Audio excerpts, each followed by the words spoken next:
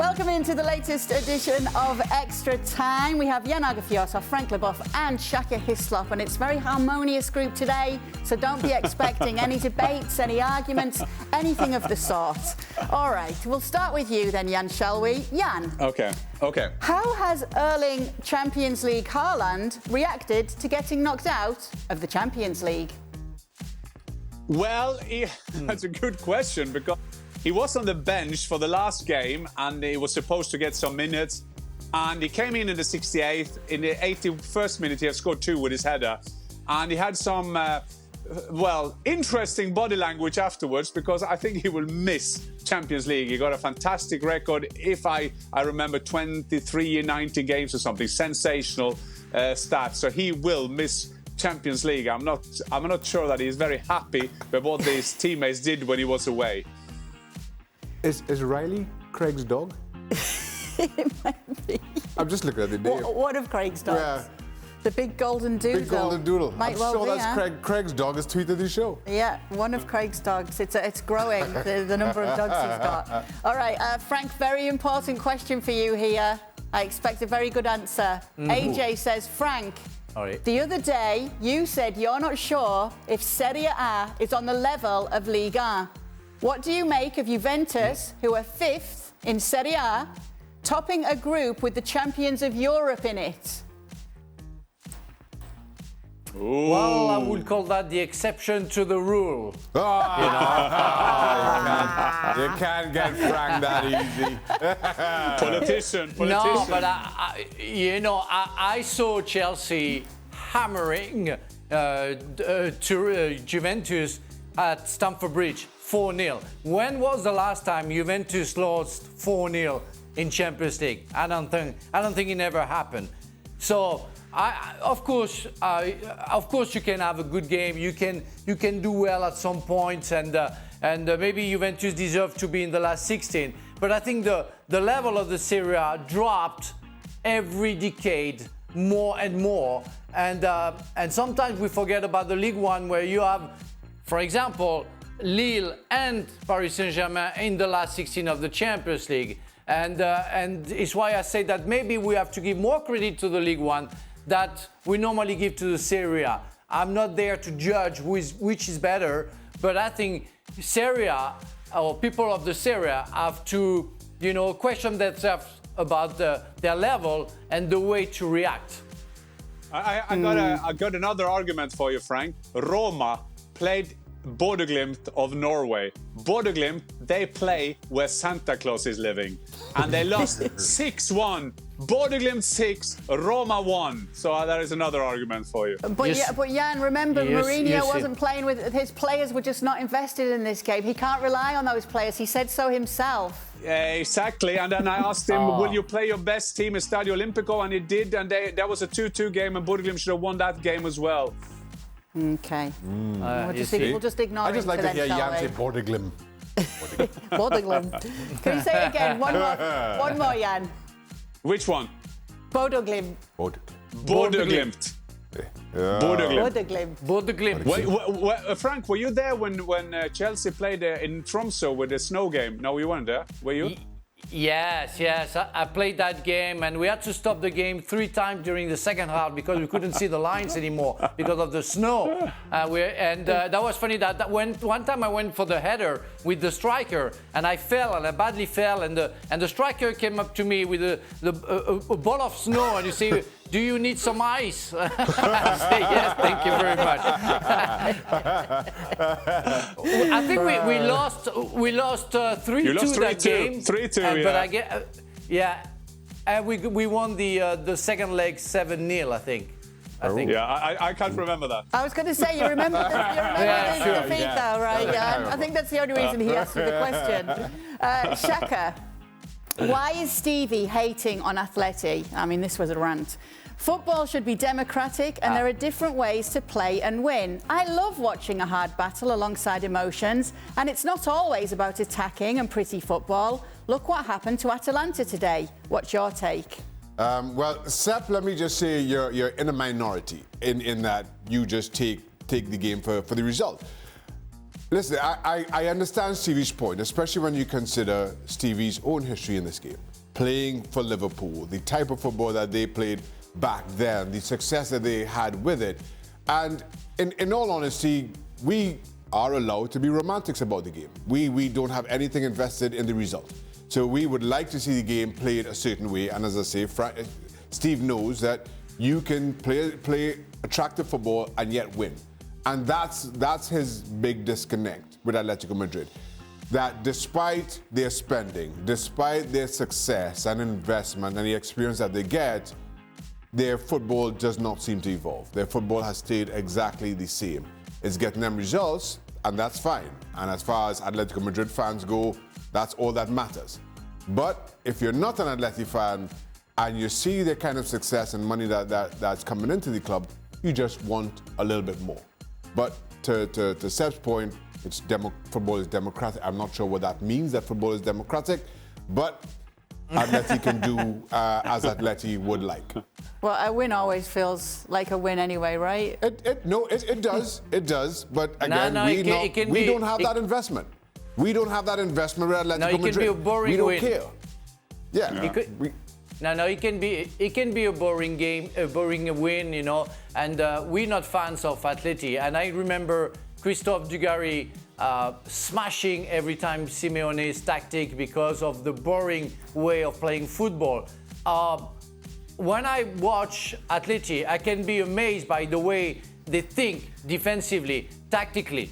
But as a lover of football, when I watch Atleti, I want to switch off because it's not interesting, because it's boring. But I think we have to define what's pretty football. I mean, it could also be boring to see a game where they're just passing the ball around sometimes. I mean, funny you should say that, Jan. Oh, yes. Funny you should say that, because the next question links to exactly what you've just said. Shakir says, Jan, is Gegenpressing superior to Tiki-Taka? The thing is, you know, I'm 54, but sometimes I feel like I'm 94 because they make us this Tiki-Taka and Gegenpressing. If you know your football history, there were teams in the 50s who played Gegenpressing. They did that. West Germany, Germany when they played in '54 World Cup, they did it. The Hungarian team did it. I'm not even starting with Ajax in the 70s, and suddenly there are people who invented that. I mean, how many times can you invent the wheel? I mean, football is developing all the time, and you can give it new names and everything. That is fine. Maybe Tiki-Taka and you keep the ball for, and I saw Guardiola said in one interview, I would like to have the ball for 100%. That is my goal. But that could be boring too. But Gegenpressing, I mean, the teams have played Gegenpressing the last 100 years, some teams. Okay. Jan is as old as the wheel, apparently. I'm with you, my man. Feels like he is. World champion, thank you. I'm with you. Speaking of world champions, Riley, the big golden doodle, is back in. Oh, Riley's back. With a question for Frank. Frank, did your attitude change after winning the World Cup? Ask me that question. Did you become very difficult to play with? It became very difficult to work with in the studio. Everything about Frank It was even difficult to speak to me. It was only difficult to speak to me. You had to lift your finger before. You say, Frank, can I talk to you? You had to call him Leboeuf.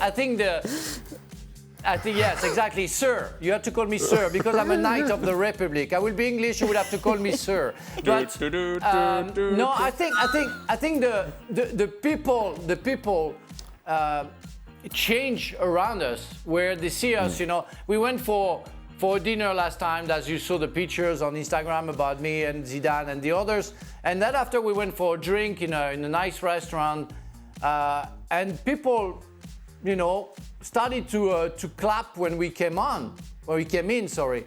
And I don't know, we didn't do anything. We just wanted to have a drink. So I think it's more the view of the people, of the others, you know, would change in that matter. But we didn't change. We have fun. We are only friends between each other, and we won the World Cup. That's great, but it didn't change us. You know, we have normal life. We know where we're gonna end up. Okay, that reminds me of that guy who asked a guy who you want to get stuck with on an island. A, your wife, and then the man says B straight away. I mean, that's I mean, that is a question to Frank.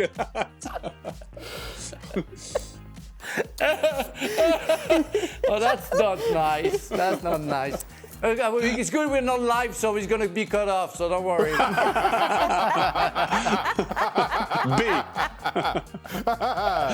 Yeah, we are live and uninterrupted, Frank. And speaking of interruptions... Oh, unlucky, Jan. Unlucky. Yeah. Frank, please give us more details on the 98th reunion party. You were rudely interrupted the other day. Oh.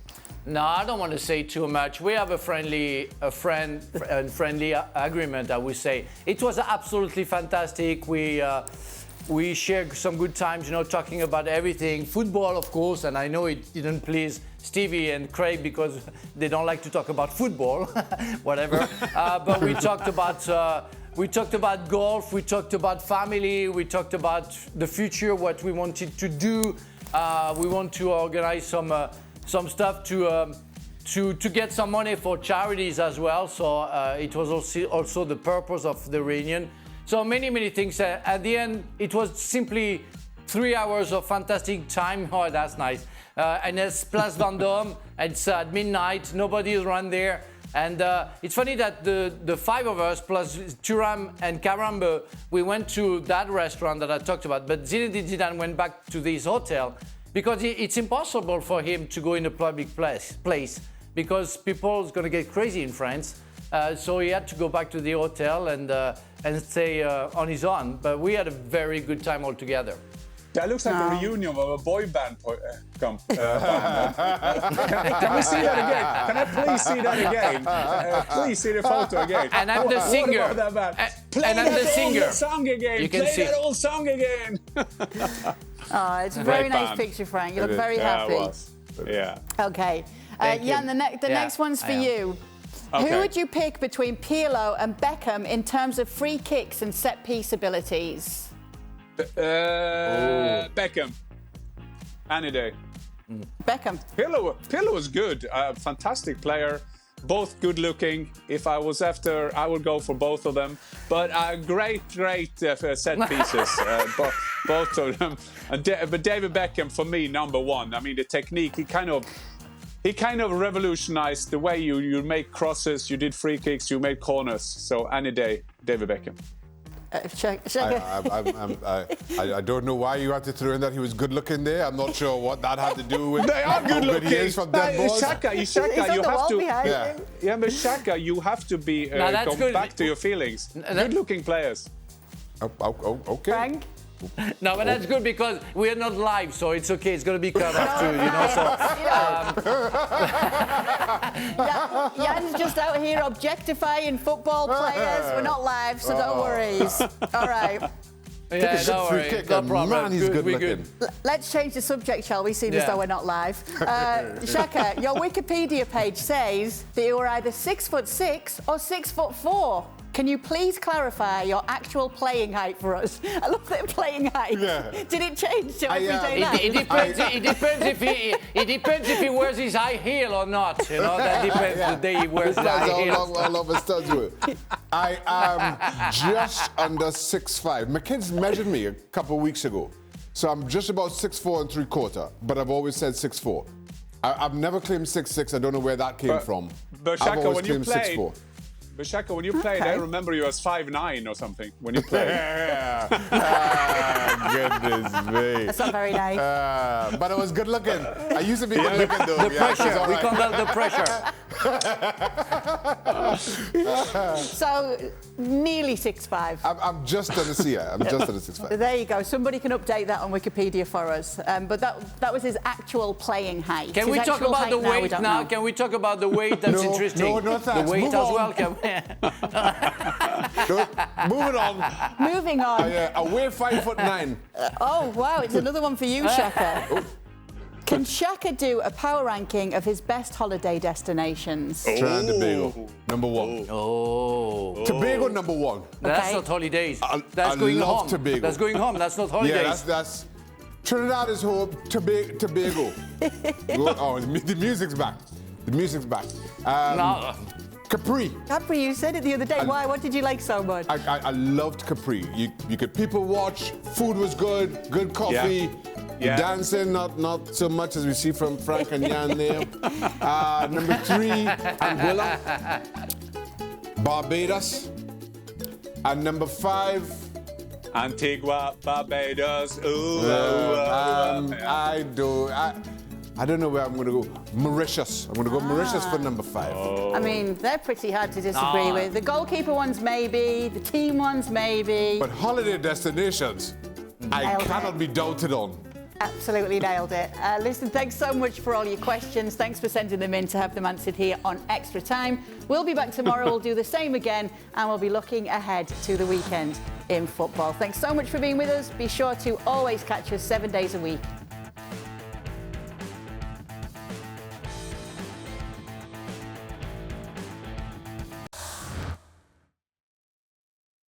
Well, thank you very much for watching ESPN on YouTube. For more sports highlights and analysis, be sure to download the ESPN app. And for live streaming, premium content, and let's not forget as well, ESPN FC 7 days a week. Subscribe to ESPN+.